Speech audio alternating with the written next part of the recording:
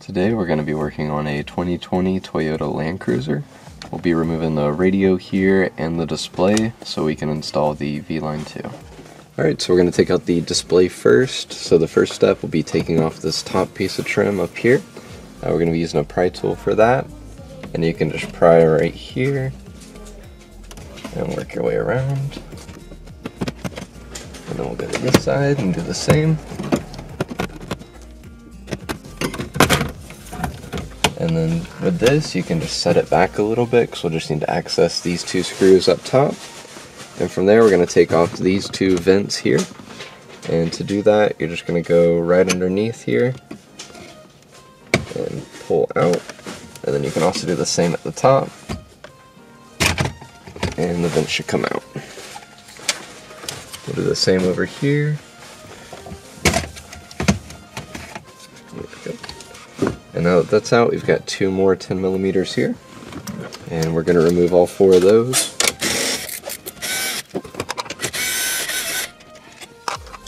We'll get the two up top.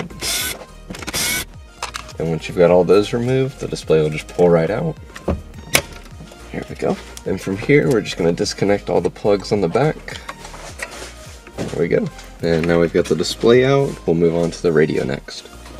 Alright, so to get the radio out, we're going to have to remove both sides. We're going to start over here on the passenger side, and we're going to use our pry tool to take off this piece of trim here.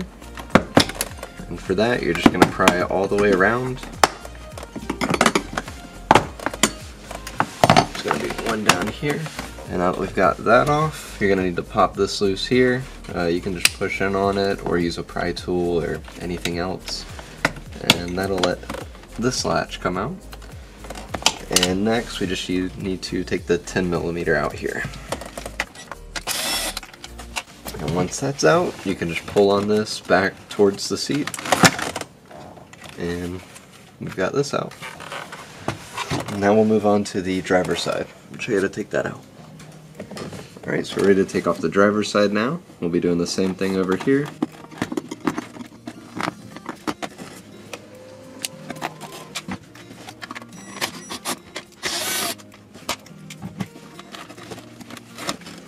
Alright, and now that we've got this popped off, we are going to have to unplug the push to start button.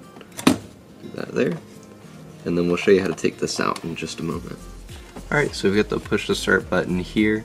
There's going to be two little tabs on top and bottom, as you can see here and at the bottom. If you push those in, you can push the button out like this. And then from there, we'll be plugging that in where we unplugged it earlier so we can turn the car on and off throughout installing.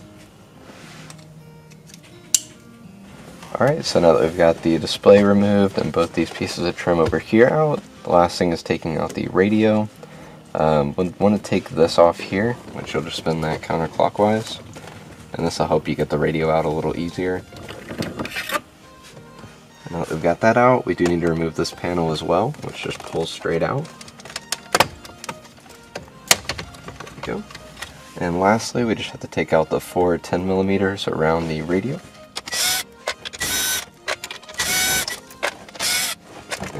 And now it'll just pull out. And then we'll show you how to disconnect everything back here next. Alright, so we're going to be removing all the plugs back here. We're going to start on the left side here and remove all these.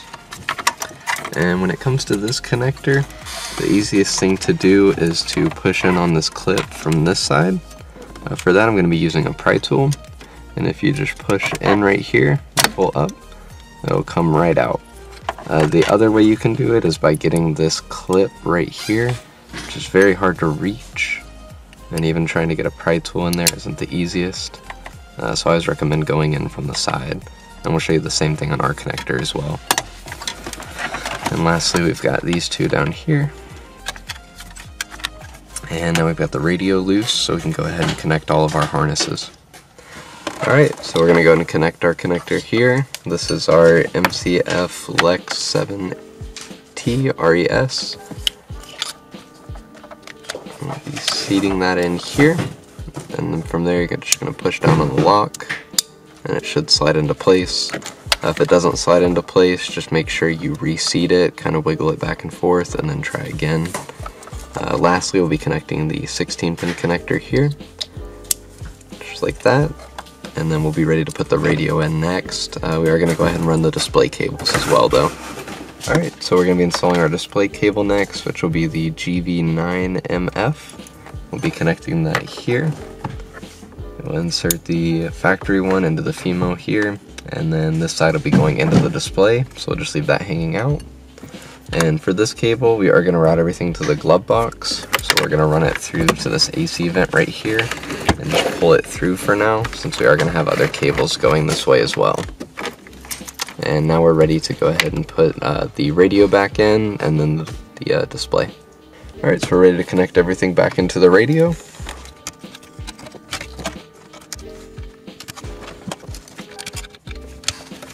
And so we've got our 16-pin connector here for our T-harness, and we need to connect this one as well. We're going to be doing the same thing here we did with the female side. So you want to seat this, make sure it's level, and then you're going to push down on the lock. There we go. That's in place. We're going to connect our last two connectors at the bottom. And then with the slack in here, I try to push it all kind of down towards the back and try to get it behind the trim so that way the radio goes in. And the last thing we need to do is run this main harness this side up to where our AC vent is so we can run it with our display cable. So we'll do that now.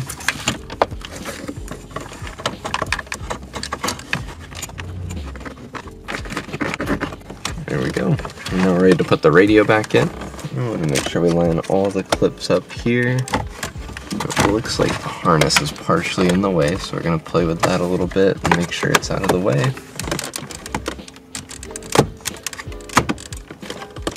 Alright, now that the radio's in place, we'll put back in our screws, and then we'll come back and show you how to reassemble everything. And one thing to remember, your bolts are going to be going on these top two, and then the screws will be going on the side two. For the display, it's different. The top are going to be the screws, and the bottom will be the bolts. So all your bolts should be in this line right here. Alright, now that that's in, we'll move on to putting the bottom trim back in, and then the display. Alright, so we're going to start with this trim here. For this, you're just going to line up the two clips up here, and then of course there's clips all the way around it, so make sure those are in the correct place. And then just push. If you see one part sticking out more than the other on this top little ridge here, just make sure you push in on that side and it should clip in. And from here, we can go ahead and put back on our side pieces. Alright, so we're ready to put in the trim over here. We'll be removing the push to start button, or just unplugging it. And then we're going to seat that back into the trim here.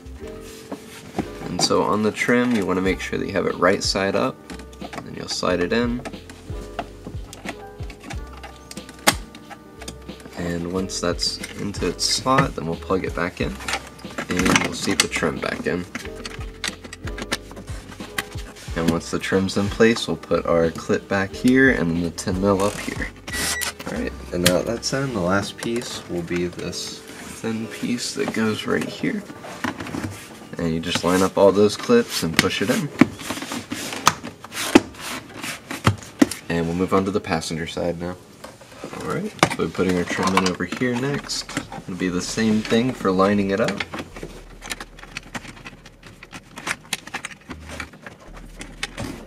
There we go. And then we'll do the clip. And 10mm.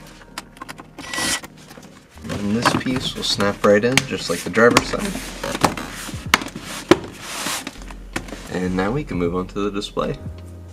Alright, so we've got our cables at the AC vent up here, and we're going to run those behind the dash to the glove box. And to do that, typically if you just shine a light in here, you'll be able to see it from the top. And so I'm just going to push these down to my hand and pull them through.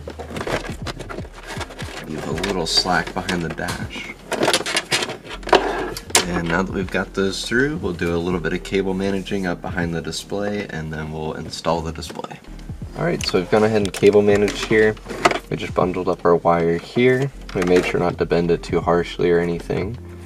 And on this side, we've got the factory plug going kind of backwards into the plug here. And then this is going to be the V-line side now. So this kind of got rid of any clutter back here. And we're ready to put this in now.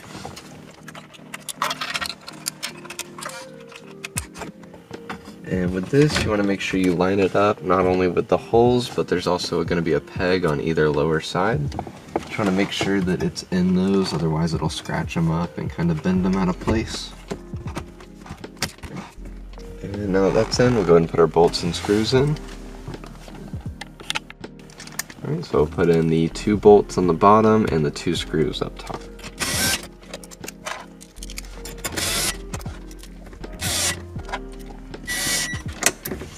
Alright, so now that everything's mainly back together, we're going to go ahead and do a test, and then we'll come back and put the rest of the trim in place. Alright, so we tested everything and everything's working, so we're ready to reassemble these last pieces. So this piece, you'll just slide it back forward and push down. And that'll go into place. Next we'll be doing the vents, which will just push into place as well. There we go. And you should hear it click on bottom and top if it's in place fully. When you do put this vent back in place, you do want to make sure none of your cables are in the way from the V-line, since we did have them over here. You just want this part to make contact with the vent fully and no cables to be here. And then we'll have one last piece to put on, that'll be the shifter, and we'll show you how to do that. Alright, so this will be going on here, and you'll spin it clockwise. There we go. Now I've got everything fully reassembled with the V-line installed.